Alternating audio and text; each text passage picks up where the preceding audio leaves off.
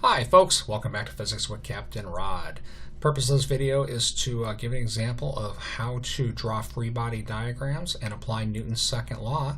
So what we're looking at, we've got young Timmy here. And Timmy is inside some sort of elevator, and he is standing on a scale of some sort, like a bathroom scale. Now, the first thing that everybody needs to understand about this problem is what exactly a scale tells you. And I think the most common answer that I usually get when I ask that question is, your weight, or maybe Timmy's weight.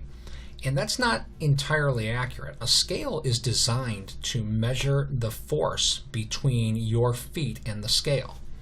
Now, if you're standing still, you're not jumping up and down, and you're not in some sort of accelerating reference frame here, the scale, the force between the scale and your feet and your weight will basically be the same. So in effect, it does tell you the weight under the right conditions, but it does not directly measure your weight. It directly measures the force between your feet and the scale. As evidence of this, anybody watching this video, imagine I pick this scale up and put it against maybe a wall,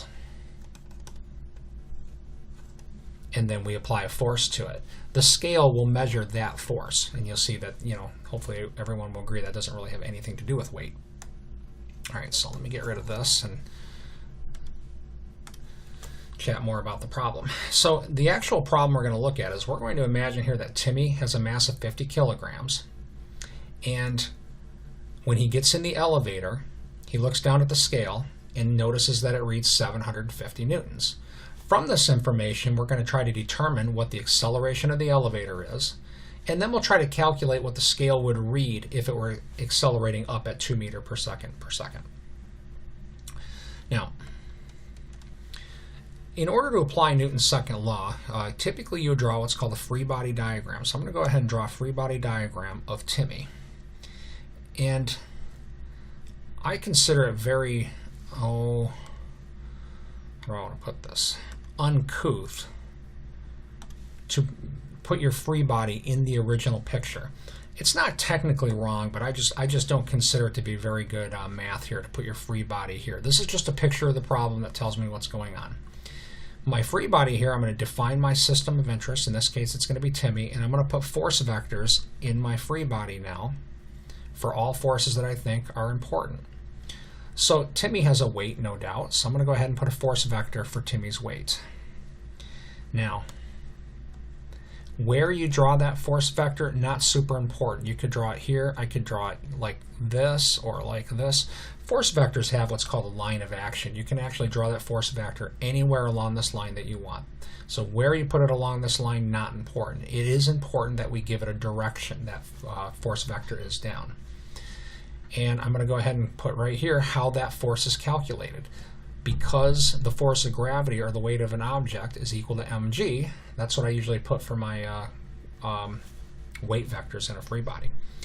Now, other forces. There's contact at Timmy's feet, here and here.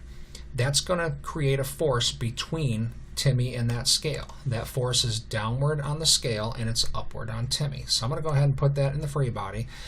Technically, one could argue there's two of them. It's very common in cases like this to kind of group those together, call them one force. I'm going to go ahead and put that force vector here. That force is up. I'm going to call it F sub s here because it's the force between Timmy and the scale. So again, this vector is representing the contact force between Timmy's feet and the scale. Right there on the green parts is where that contact is occurring. That force is up on Timmy, and that's the force that's actually accelerating Timmy. That's the force responsible for Timmy's upward acceleration. Also, you'll notice I drew this force vector a little larger than this one. Well, I know that the elevator is accelerating up. Therefore, I know Timmy is accelerating up, and that tells me that the net force on Timmy has to be upward. And that means that this force has got to be bigger than this one. Now I'm going to go ahead and apply Newton's second law. Now remember, Newton's second law is net force. Oops, I'll draw that in black. Newton's second law is that the net force is equal to ma. Now, depending on the class you're in and what the next line looks like can vary a little bit. But basically, when you're talking about net force, we mean the vector sum of these two. And this is how we would normally write that out. We would say the sum of all forces is equal to mass times acceleration. So depending on what class you're in, this could be the first time you've seen this symbol. This symbol right here, all it means is sum. This is equal to sum. That's all it means. So this is saying if we sum up forces, we have to get ma. So we look at our free body here, our picture, and the two forces acting, we've got this one acting up, this one acting down. So the sum of all forces would be this one that I've called the Fs here, between Timmy and the scale, minus mg. Right, minus, because these are vectors, and when you're adding vectors you have to take direction into account. This force is down, and that's why the minus sign. And then equals mass times acceleration. So this equation right here, this is the Newton's second law equation for this free body, and it applies to Timmy. Now, in this particular example, when this elevator was accelerating up, the scale read 750 newtons. That's this force. This force, which was up on Timmy, that same force acts down on the scale. That's an example of Newton's third law. So when that scale gave a reading, this was the force it was giving us here. So I'm going to go ahead and put that value in, 750 newtons, minus, we know Timmy's mass, 50 kilograms, times 9.8 meter per second squared, is equal to, again, that m is the mass in our free body, that's Timmy's mass, 50 kilograms, times the acceleration. So what I'm going to do here now is I'm going to take a moment and calculate that acceleration. If you'll bear with me.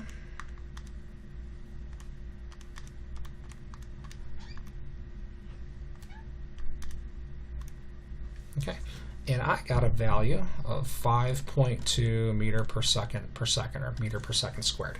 And I got that just by taking my calculator and I typed 750 minus 50 times 9.8. I hit equals then, and then divided by 50 to get that value. All right, so now we know that, in case one here, the elevator was accelerating up at 5.2 meter per second squared. And that's why the scale reading, which would have been right around 500 or a little less than 500 if this system had been sitting still, changed to 750. All right, I'm going to go ahead now and how do we attack case 2 here? Well, what if the acceleration changes to 2 meter per second? So I'll start working on part B here. Well, the free body really wouldn't change. This force vector is not going to change at all. Timmy's weight does not depend on the direction the elevator is moving, how fast it's moving, or whether it's accelerating or not. This force will change. That acceleration would fall off a little bit, so I'll go ahead and just shorten it in the free body. It probably will be a little bit less, but that's really the only change we need to do for this problem. This Newton's second law equation really still valid. I think I'm just going to kind of cheat here and copy it and paste it. Because the free body didn't effectively change, the equation we wrote from it also is not going to change. And what am I looking for now? I want to know what the scale's going to read. That's this, if the acceleration is 2 meter per second. So I'm just going to go ahead and put values in here that I know. Okay, Timmy's mass did not change. 50. I'm going to go ahead and just put note consistent units here.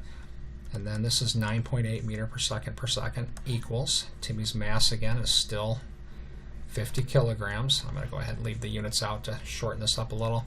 And now I'm going to use an acceleration of 2 meter per second. And now it's just a matter of solving for this force that we're looking for, the force between Timmy and the scale. Give me a moment here, I'll do that.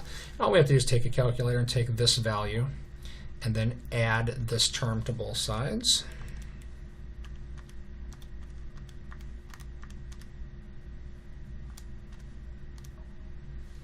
And I got a value of about 590 newtons. So I think I'm going to end this video right here. It's gotten as long as I really wanted to get. The point of this video was how to draw free body diagrams, which is what I've done here, and then how to apply Newton's second law to a free body like this, which is what was done here and here. I hope this video helps demonstrate these concepts. Have a great day.